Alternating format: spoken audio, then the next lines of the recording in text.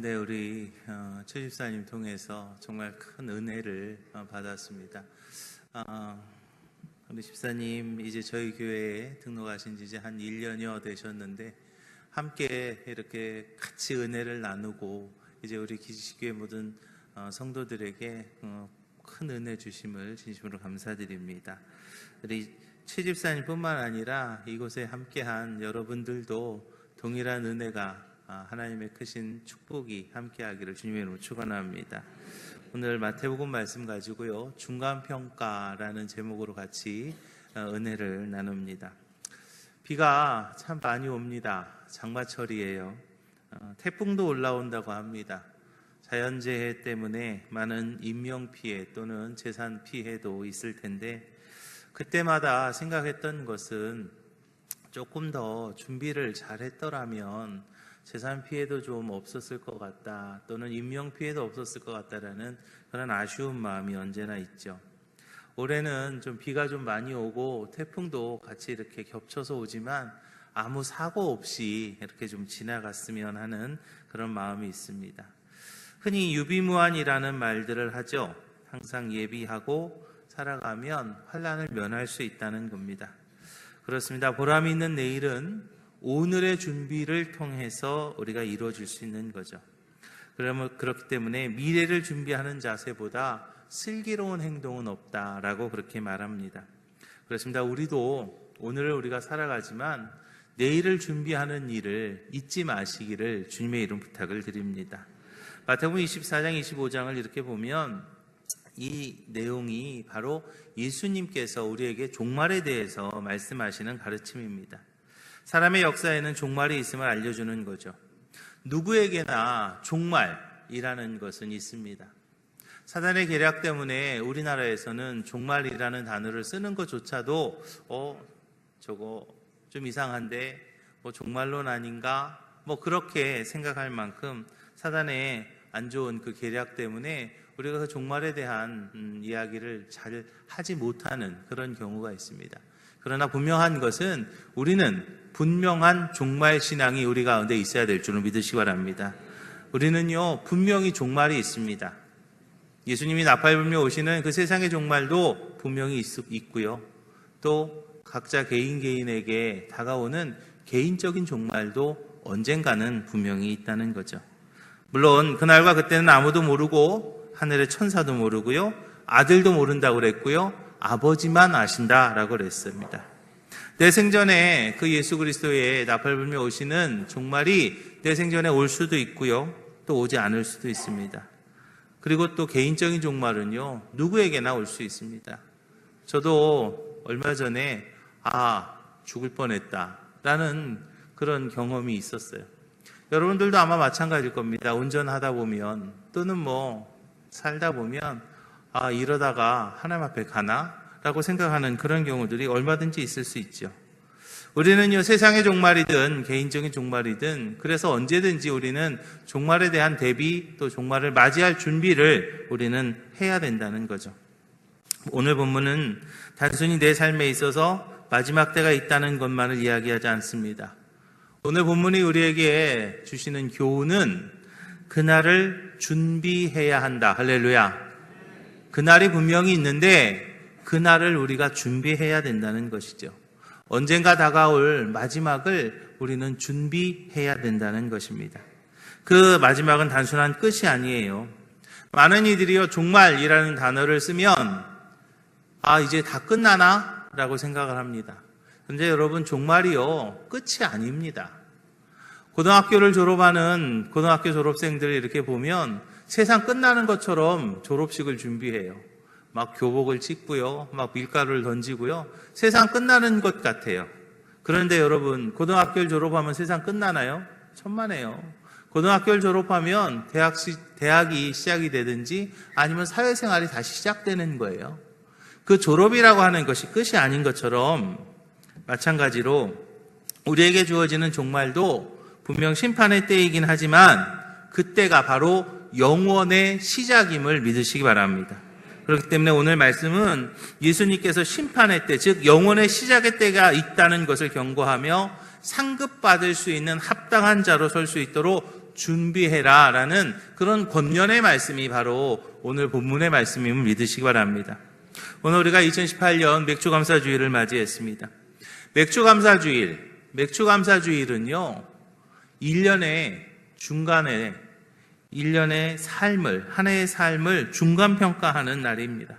추수 때를 향해서 걸어가면서 다시 한번 새롭게 결단하는 그 절기가 바로 맥주감사주일임을 믿으시기 바랍니다. 사실 어떻게 보면 마지막 추수의 때에는요 더 이상 어떻게 바꿀 수가 없어요.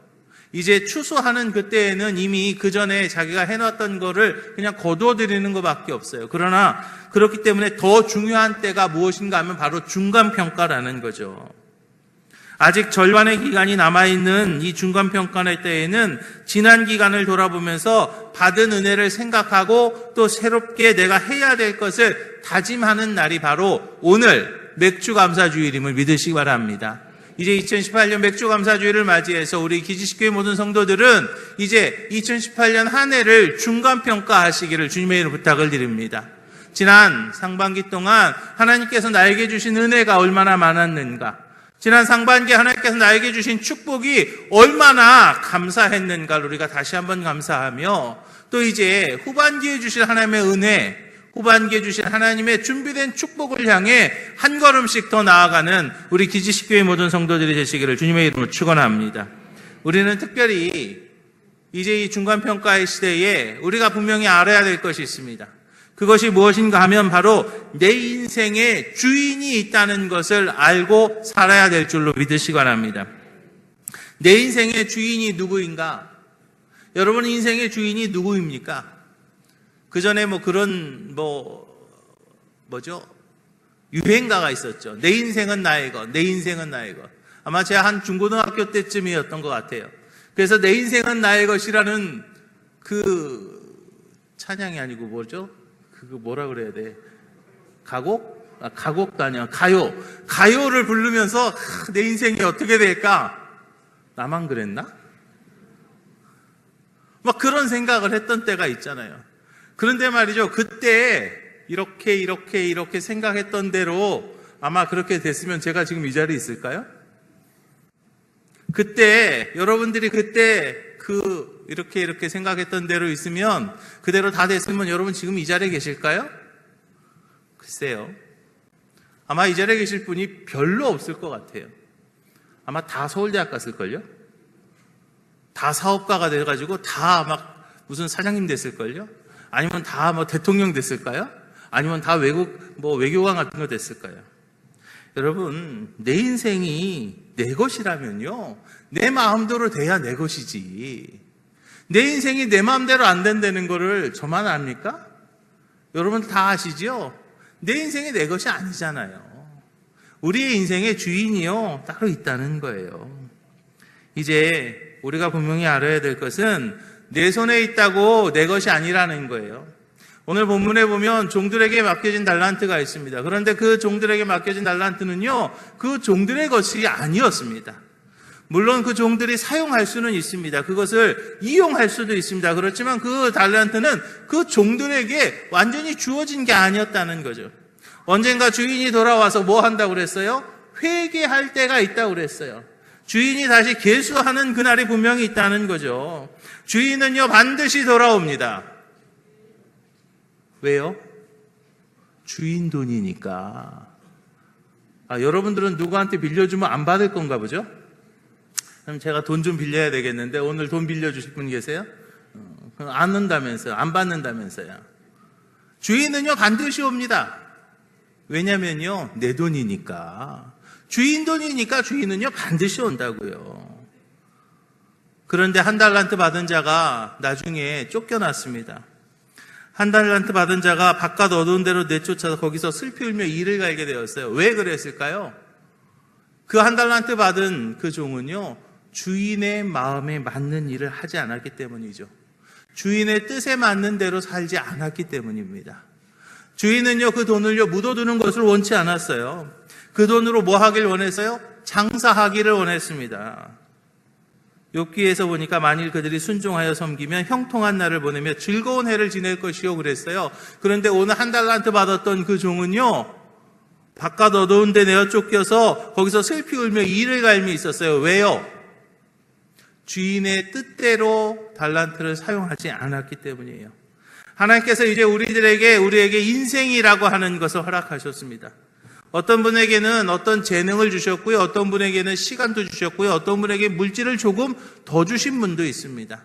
하나님께서 여러분들에게 물질을 조금 더 주신 분도 있고, 여러분들에게 어떤 재능을 조금 더 주신 분도 있고, 하나님께서 여러분들에게 시간이라고 하는 것을 더 주신 분도 있고, 하나님께서 어떤 분은 건강이라는 것을 더 주신 경우도 있습니다.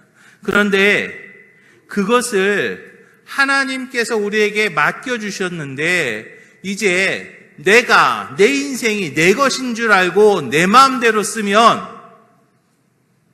그러면 오늘 1달란트 받은 그 종처럼 바깥 어두운 데 내어 쫓겨 결국에는 슬피 우는 일이 당할 수밖에 없다는 거예요. 그래서 우리는요, 분명히 주인의 의도를 알아야 된다는 거예요. 하나님께서 나에게 오늘이라고 하는 이 귀한 시간을 주셨을 때 하나님이 나에게 왜 이 시간을 주셨는가?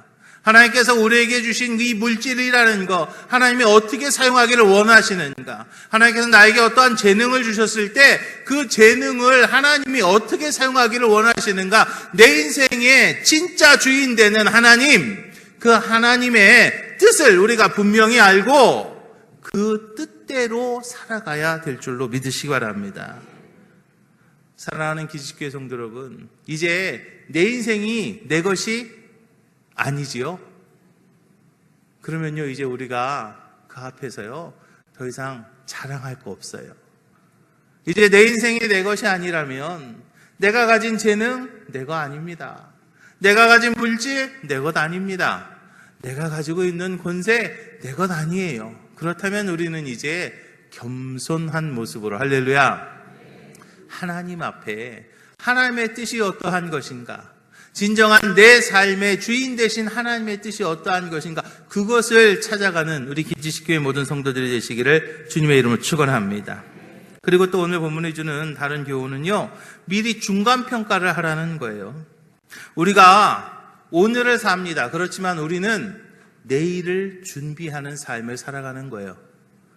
오늘이 없으면 내일은 있을 수가 없는 거죠.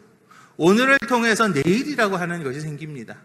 오늘 내가 어떻게 살았느냐에 따라서 내일 내 삶이 결정되는 것이죠. 그런데 어떤 이들은 내일이 없는 것처럼 살아가요. 굉장히 불쌍한 거죠. 내일이 없다고 생각하는 사람들, 그처럼 불쌍한 이들이 없는 겁니다. 마찬가지예요. 맥추감사주일은요, 한 해를 지나가면서 신앙의 중간평가를 하는 그런 날이죠. 추수의 때를 미리 살펴보는 날입니다. 추수감사주일은 지난 절반의 시기를 평가하고 새로운 시기를 위하여 결단하는 절기인데, 오늘 2018년 매추감사주를 맞이한 여러분들은 어떤 평가를 여러분들 삶에서 하고 계십니까? 또 그 평가에 의한 결단은 어떠한 결단을 가지고 계십니까? 여러분들의 삶을 중간평가했을 때, 2018년을 이제 우리가 중간평가해 봤을 때에 여러분들의 삶은 지금 잘 살고 계시나요? 신앙생활 잘 하고 계십니까? 인생 잘 살고 계시나요? 진정 하나님 앞에서 부끄럽지 않은 삶을 살고 계십니까? 혹시라도 잘못 들어섰다면 오늘 중간평가 해보시고 다시 돌이키시기를 주님의 이름으로 부탁을 드립니다. 혹시 잘못 들어섰는데 그냥 내 고집대로, 그냥 고집 부리고 그냥 거기로 쭉 가다 보면은요, 결국에는요, 문제가 생기는 거예요. 그대로 가다 보면 다시 돌이키기가요, 얼마나 어려운지 몰라요. 이제 맥추감사절은요, 우리가 나 자신을 돌아보는 절기입니다. 사랑하는 기식교 성도 여러분, 2018년이 벌써 제 6개월이 훅 하고 갔어요. 우리가요, 송구영신 예배 드리면서 와, 2018년 했던 때가요, 엊그제 같잖아요. 근데 6개월 절반이 훅 갔어요. 이 중요한 시점, 이제 내 신앙을 돌아볼 때임을 믿으시기 바랍니다. 내 삶을 돌아볼 때임을 믿으시기 바랍니다. 내 인생의 주인 되신 하나님 앞에서 정말 복된 삶을 살아갈 수 있는 우리 기지식교회 모든 성도들이 다 되시기를 주님의 이름으로 축원합니다.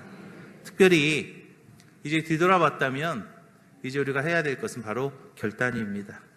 오늘 본문의 핵심은요, 결단을 촉구합니다. 종말이 있어, 마지막이 있어라는 그것을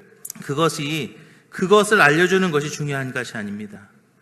이제 그 종말이 있다는 것을 알려준다는 것은 이제 그날을 뭐 해야 된다고요? 준비해야 된다는 것이죠. 아브라함은 우상장수의 아들이었습니다. 우상장수의 아들로서 우상을 섬기던 아브라함은 75살에 새롭게 출발을 합니다. 살인자로 낙인 찍혀서 인생을 실패했던 모세는요, 80살이 되었을 때 다시 시작을 합니다. 여인의 게임에 넘어갔던 삼손은요, 중간평가에선 실패했던 사람이었습니다. 그러나 그는 결코 자신의 인생을 실패자로 만들지 않았고요, 새롭게 결단합니다. 그리고 마지막에 삼손은요, 하나님의 역사를 이루었죠. 갑절이나 큰 일을 이루었다라고 말하고 있습니다. 베드로도 사실은 중간평가에서 실패한 사람이었습니다. 작은 비자의 한마디에 주님을 배신했던 사람이 바로 베드로였죠. 그러나 그는 좌절하지 않았고 다시 일어나시고 자신을 용서하시고 찾아오신 주님께 감사하고 새로운 출발을 통해서 큰 일을 이루었던 것을 우리가 봅니다.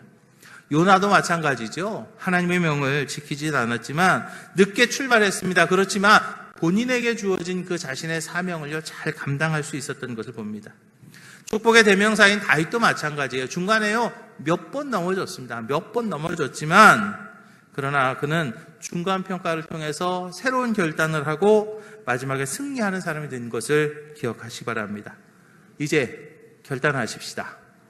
우리 기지식교회 모든 성도님들, 2018년 중간평가를 하는 이 시점에 우리가 다시 한번 결단하는 그런 우리 기지식교회 모든 성도들이 되시기를 주님의 이름으로 축원합니다.